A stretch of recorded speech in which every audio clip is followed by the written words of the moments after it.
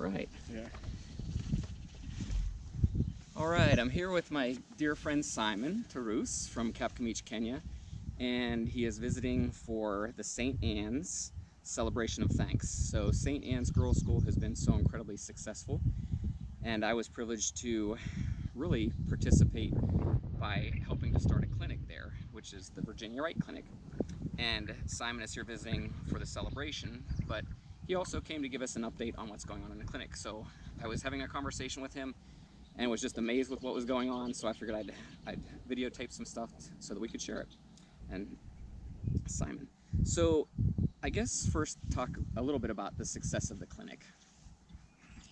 Well, briefly, I would want to say the clinic is very successful up to now. Because the clinic is running successfully, we are seeing patients throughout the day and night. The nurse is there full time 24/7. We are also doing some deliveries, and up to date now we are about delivered about 20 children or babies, and we do much of the laboratory work, and the work is very successful. It has really uh, made a very big impact to the community, a very big impact to the community. Good. So, and Simon was telling me that they've been so successful that the nurse is getting worn out because he is working 24/7, and they actually had to give him about 2 weeks off and have somebody come in to work for him because they've been so successful, and he was absolutely exhausted. So, who does the clinic serve, Simon? You know, how far out do people come from? Yeah, the clinic serves a radius of more than 4 miles away, and we have patients who come as far as 20 miles away from the clinic, because when they had the services we are rendering at the clinic, which are the basic services, they managed to come up to our clinic, and that is where they are being served. The clinic is serving a radius of more than 4 miles. That is where our patients come from, and mostly even those who deliver their babies, they come as far as 4 miles away from that Excellent. clinic. And Simon was saying that I guess they've been so successful that a lot of other clinics were unable to diagnose things, and when they came to the clinic, they actually came up with a diagnosis and were already treating patients for those diagnoses. So that's been huge. Brings a lot of joy to my heart. So now, something that really touched me was a couple of the OB cases that Simon was talking about that had occurred while he was there, and I'll let him share those two with you briefly. So, Yep, I've got a few incidents that we have been attending to at our clinic. We had a mother who was about to deliver, and she came to the clinic at night, and because she was anemic, she had less blood in her body, and she had started bleeding, and she was about to deliver.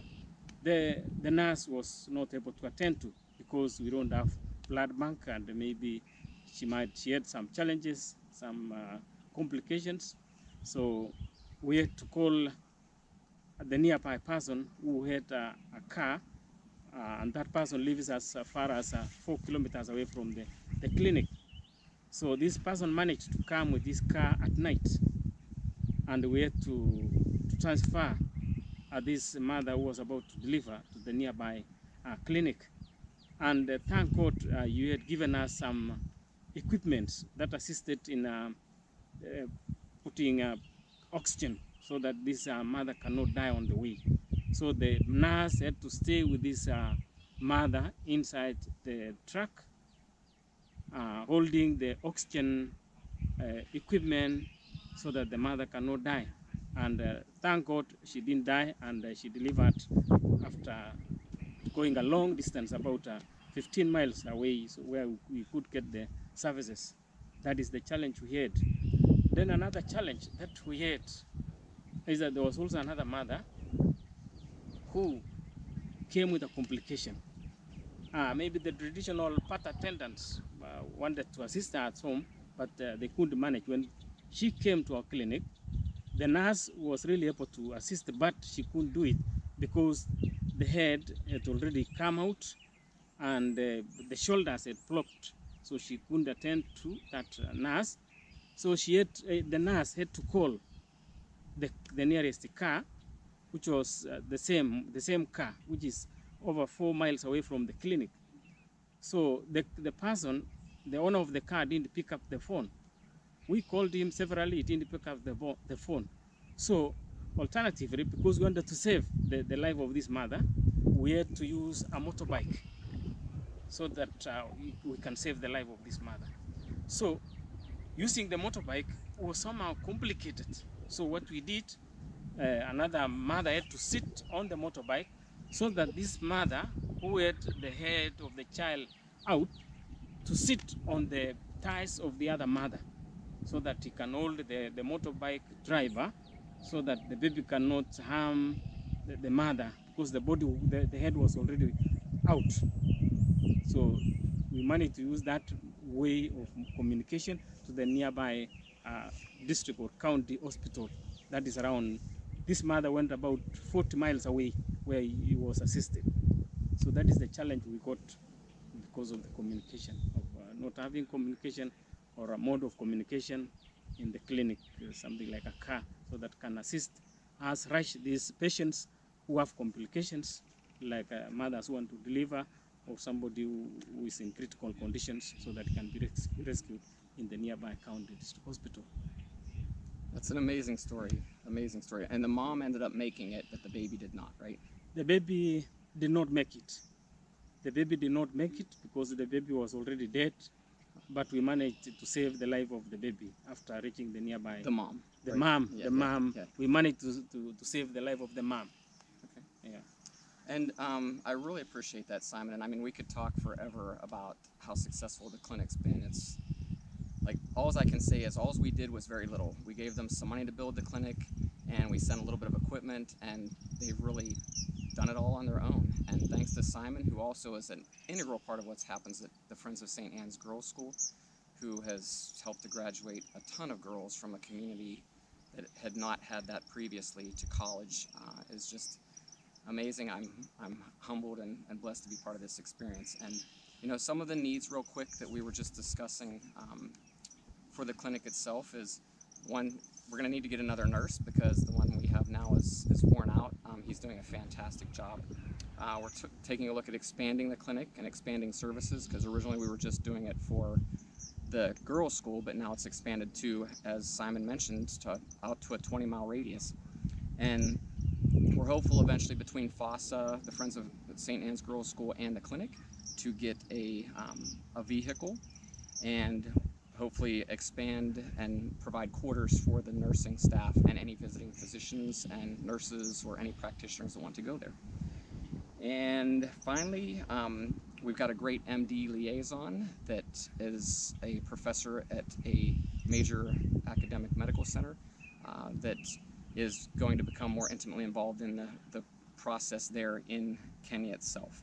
And finally, not the most important need, but also very essential, is they need a lawnmower because when they come to inspect, go ahead and tell us about that. Yeah, about the lawnmower is because according to public health regulations, we cannot allow the cows to be within the compound, so that because there's that poop or the cow dung,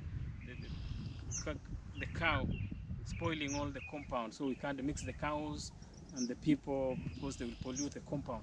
So during rainy season in our place in Kenya, grass grow very fast, so we need to cut the grass to make the compound clean. The clinic compound should be clean, so that when the health inspectors come, they don't close our clinic. They don't close our clinic. So we should keep cows away. So we need to cut grass. We need a lawnmower for the grass. Well, Simon, thank you so very much once again. I can't, thank you enough for all that you've done for both FOSSA and the clinic, and I look forward to visiting you out there the next time. So it's wonderful having you here in Kansas City, my brother. Maybe one thing that I would want to say is that I would want to thank you for your support, and I would want to wish you to continue supporting us so that we can really touch the lives of the people there. They really thank you very much, and they always ask whether we shall want to see you down there so that you can really see the work you have done, the development you have done in our place. the impact, the landmark you have done in our place. Because the clinic is along the road. Everybody passing along there always sees the project. And the people are really amazed of what you have done down there. Please continue supporting us so that we continue saving lives of the people. Because up to now, the clinic has managed to deliver up to 20, and we have really saved many lives of people. Thanks for your support, and thank you, and continue supporting us. Thank you, sir. Thanks, Chris. Yes. Thank you, Chris, for Yes. what you have done. It's my Welcome to pleasure. Kenya. Thank you. Welcome Thank to you. Kenya, so that you can see your project. Yes. Yeah. And I will see you probably in January, Yeah. February at latest. Welcome. Okay. Yeah. Hope by then we shall have build the guest house or Yeah, the exactly. Yes. Yes. Doctor's And have another house. nurse, right? Yeah, and have another Yeah, nurse yeah. so that can relieve this nurse who is working 24 hours. Yeah. Yeah. Well, and we hope that some of you guys will eventually visit Kenya with us too. Yep. Thank you. We need that. Welcome to Kenya.